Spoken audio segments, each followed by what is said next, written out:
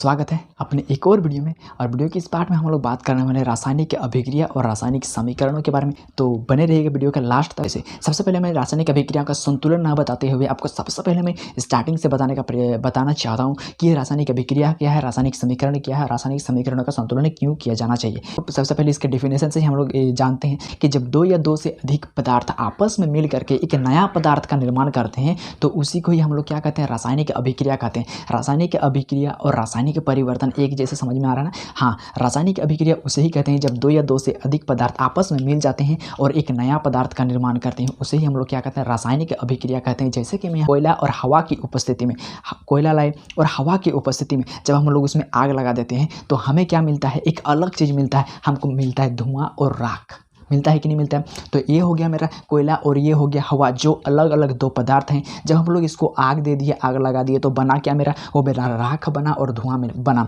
क्या कोयला और हवा और राख और धुआं क्या चारों एक ही चीज़ हुआ? नहीं, इधर मेरा जो चीज़ था उससे बिल्कुल अलग चीज़ हमको देखने को मिला। तो इसी को ही हम लोग क्या कहते हैं, रासायनिक अभिक्रिया कहते हैं। कि जब दो या दो से अधिक अलग अलग पदार्थ आपस में मिल करके एक नया पदार्थ का निर्माण करते हैं, उसे ही हम लोग क्या कहते हैं, रासायनिक अभिक्रिया कहते हैं। जैसे कि चूना को लाएंगे, हम लोग खरीद के लाते हैं चूना घर की पुताई करने के लिए और उसको पानी में डाल देते हैं। डालने के बाद हमें एक अलग पदार्थ बन करके तैयार होता है जिसको हम लोग पुताई करते हैं, जिसको हम लोग चूना कहते हैं। ठीक, तो इस प्रकार से हम लोग रासायनिक अभिक्रिया को डिफाइन कर सकते हैं। तो रासायनिक अभिक्रिया में एक चीज़ जानना, रासायनिक अभिक्रिया में जो चीज़ अभिक्रिया में भाग लेते हैं, मतलब जो चीज़ को हम लोगों ने मिलाए वो सारा चीज़ को हम लोग बोलते हैं अभिकारक। और जो इन दोनों के फलस्वरूप नया पदार्थ बनता है, इन सभी पदार्थों को कहते हैं उत्पाद। और जो इस समीकरणों को उत्प्रेरित करता है उसी को ही क्या कहते हैं, उत्प्रेरक। तो रासायनिक अभिक्रिया में भाग लेने वाले पदार्थ को क्या कहते हैं, अभिकारक कहते हैं।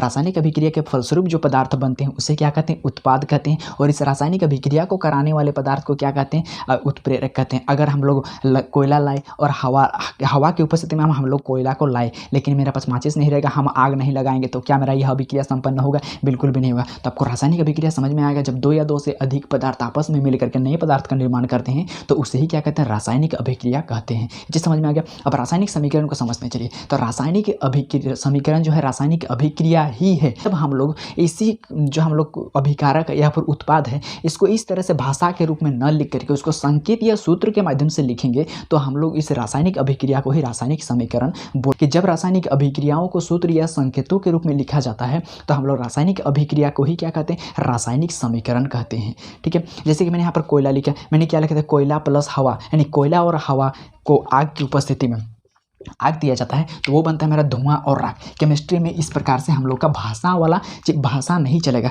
केमिस्ट्री कहता है मेरी अलग दुनिया है, जितने भी पदार्थ बने वो सारे परमाणु से मिलकर के बने होते हैं। तो परमाणु जिसको हाइड्रोजन, हीलियम, लिथियम, बेरिलियम ऐसे करके तो बहुत सारा हमें लगभग 110। इस कोयला को कोयला नहीं लिखना है केमिस्ट्री में, बल्कि हमें कोयले के लिए एक संकेत लाना है और इस कोयला के संकेत में हमको क्या लिखना है, सी लिखना है। हवा को हम लोग जनरली क्या बोलते हैं, O2, ऑक्सीजन है, यानी कि हम लोग क्या बोलते हैं उसको ऑक्सीजन। तो हवा के बदले हम क्या लिखेंगे, ऑक्सीजन लिखेंगे। धुआं को हम लोग क्या बोलते हैं, धुआं को हम लोग कार्बन डाइऑक्साइड गैस बोलते हैं ना, तो इसको हम लोग क्या बोलेंगे, CO2 बोलेंगे। उसी प्रकार से इसी को ही हम लोग बोलते हैं रासायनिक समीकरण। रासायनिक अभिक्रिया को ही जब हम लोग संकेत के रूप में या सूत्र के रूप में दिखाते हैं तो रासायनिक अभिक्रिया को ही हम लोग क्या कहते हैं, रासायनिक समीकरण कहते हैं। जैसे कि मैंने यहाँ पर बोला कि यहाँ पर क्या चूना लाया और जल लाया, जब दोनों को आपस में मिला दिया जाता है तो हमें एक प्रकार का चूना मिलता है जिसको हम लोग घरों में लिपाई करते हैं, पोताई करते हैं। तो चूना के लिए हम लोग क्या लाएंगे, चूना को हम लोग बोलते हैं, आप लोग केमिस्ट्री में पढ़े हैं, उसको हम लोग बोलते हैं कैल्शियम ऑक्साइड। और जल को हम जल के लिए हम किस सूत्र का प्रयोग करते हैं, जल के लिए हम H2O सूत्र का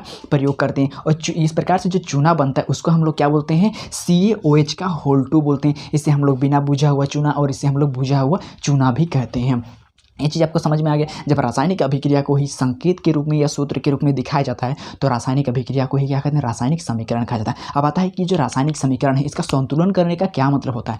रासायनिक समीकरण को ये संतुलित करना क्यों जरूरी है, क्या है रासायनिक अभिक्रिया का संतुलन, इसको समझें। तो जिस प्रकार से हम लोग फिजिक्स में पढ़े हैं ऊर्जा संरक्षण का सिद्धांत, कि ऊर्जा संरक्षण का सिद्धांत क्या बोलता है कि हम लोग जो ऊर्जा है उस ऊर्जा को जिसमें कार्य करने की क्षमता है उसको ना ही हम बना सकते हैं और ना ही हम लोग उसका विनाश कर सकते हैं। ऊर्जा को हम लोग ना ही नष्ट कर सकते हैं और ना ही हम उसका उत्पाद कर सकते हैं। उसी प्रकार से केमिस्ट्री में आंतोइन एलियोइसे, जो हम लोग केमिस्ट्री का पिता मानते हैं जिसको, उन्होंने भी अपना एक संरक्षण का नियम दिया था।